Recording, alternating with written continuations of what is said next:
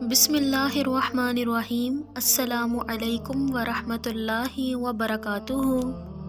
رسول اللہ صلی اللہ علیہ وآلہ وسلم کے لائق ترین شاگرد سیدنا معاذ بن جبل رضی اللہ تعالی عنہ ان خوش قسمت صحابہ کرام میں سے تھے جنہیں اللہ کے رسول صلی اللہ علیہ وآلہ وسلم کی خاص قربت حاصل رہی۔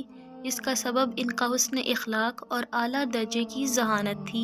یہ نہ صرف حافظ قرآن تھے بلکہ بلند پایہ عالم دین بھی تھے۔ جب آپ صلی اللہ علیہ وآلہ وسلم نے صحابہ کرام کی آپس میں مواخات کروائی تو ان کے دینی بھائی سیدنا عبداللہ بن مسعود رضی اللہ تعالی عنہ تھے۔ آپ صلی اللہ علیہ وآلہ وسلم نے سیدنا معاذ بن جبل کو یہ عنایت عطا فرمائی کہ میری امت میں حلال و حرام کے مسائل کو سب سے زیادہ جاننے والے معاذ بن جبل ہیں۔ آئیے، اس خوبصورت نوجوان نے جب اسلام قبول کیا تو ان کی عمر صرف 19 برس تھی۔ بنو سلمہ سے تعلق رکھنے والے معاذ بہت ہی خوبصورت شخصیت کے مالک تھے۔ موٹی موٹی آنکھیں، گنگریالے بال، لمبا قد اور سفید چمکدار رنگت لی یہ اپنے قبیلے کے بہت نمایاں فرد اور نہایت ہی مہمان نواز شخصیت تھے۔ اللہ کے رسول صلی اللہ علیہ وآلہ وسلم اس نوجوان کو کس طرح اپنے قریب کرتے ہیں اور اس کی حوصلہ افزائی کرتے ہیں، آئیے ایک دلکش منظر دیکھتے ہیں۔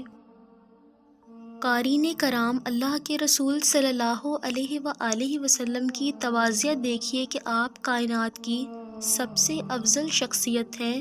آپ اسلامی ریاست کے سربراہ ہیں، مگر اس کے باوجود گدھے پر سواری سے گریز نہیں کرتے۔ ایک مرتبہ کا ذکر ہے کہ آپ صلی اللہ علیہ وآلہ وسلم گدھے پر سوار ہو کر کہیں تشریف لے جا رہے تھے۔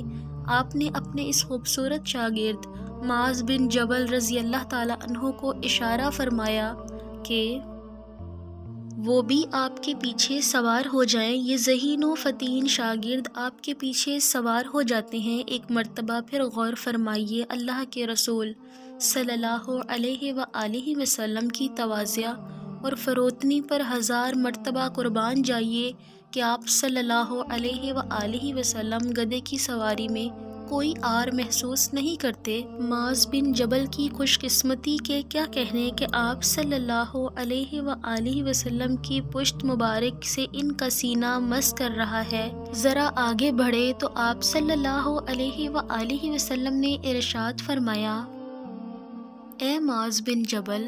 معاذ رضی اللہ تعالیٰ عنہ عرض کرتے ہیں، اے اللہ کے رسول، میں حاضر ہوں اور یہ حاضری میرے لیے بڑی ہی باعث سعادت ہے۔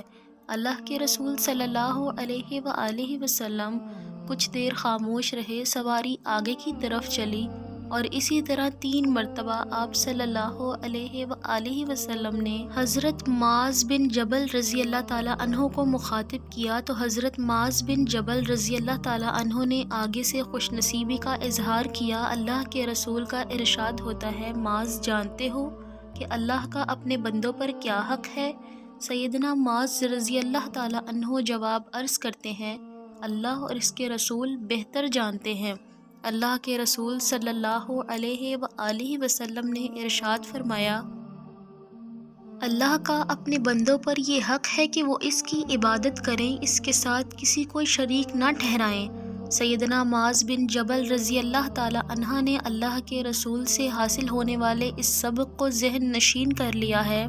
تھوڑا سا وقت گزرتا ہے، سواری آگے بڑھتی ہے، اللہ کے رسول ایک بار پھر ارشاد فرماتے ہیں، اے معاذ بن جبل۔ معاذ رضی اللہ تعالیٰ عنہ عرض کرتے ہیں، اللہ کے رسول، میں حاضر ہوں، یہ حاضری میرے لیے باعث سعادت ہے۔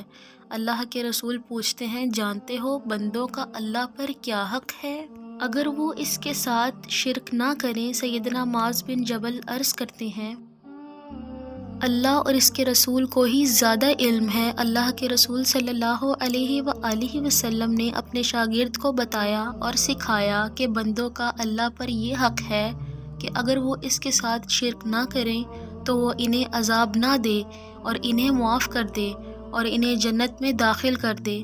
پھر ارشاد فرمایا، جس شخص نے سچے دل سے لا الہ الا اللہ محمد الرسول اللہ کہا اور اس کا اقرار کر لیا اللہ تعالیٰ اس کو جہنم کی آگ پر حرام کر دے گا۔ تو حضرت سیدنا معاذ رضی اللہ تعالیٰ عنہ عرض کرتے ہیں کہ اللہ کے رسول، کیا میں لوگوں کو یہ خوشخبری سنا دوں؟ اللہ کے رسول صلی اللہ علیہ وآلہ وسلم نے فرمایا، نہیں، مجھے ڈر ہے کہ لوگ اس پر تکیہ کر کے بیٹھ جائیں گے، یعنی کہ وہ عمل نہیں کریں گے۔ قارئین کرام، سیدنا معاذ بن جبل نے اپنے آقا اور رہبر کی بات کو یاد رکھا ہے، اسے لوگوں کو نہیں بتایا، مگر آپ صلی اللہ علیہ وآلہ وسلم کا فرمان اور خوشخبری یاد تھی۔ ایک مدت گزر گئی، سیدنا عمر فاروق رضی اللہ تعالیٰ عنہ کے عہد خلافت میں معاذ شام کی سرزمین میں جہاد کی غرض سے مقیم تھے۔ طاعون کی وجہ سے کتنے ہی صحابہ کرام شہید ہو گئے ہیں۔ بالآخر سیدنا معاذ کو بھی طاعون کی بیماری نے آ لیا ہے، موت انہیں بالکل سامنے نظر آ رہی ہے، اور معاذ بن جبل پر اللہ کی کروڑوں رحمتیں ہوں۔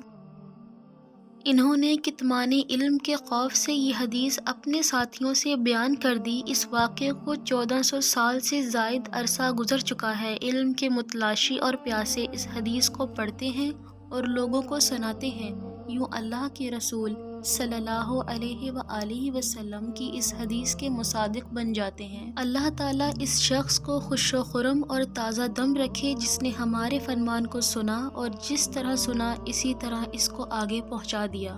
مزید ایسی اسلامک ویڈیوز کے لیے ہمارے چینل ماریہ خان وائس کو سبسکرائب کریں۔ اللہ حافظ۔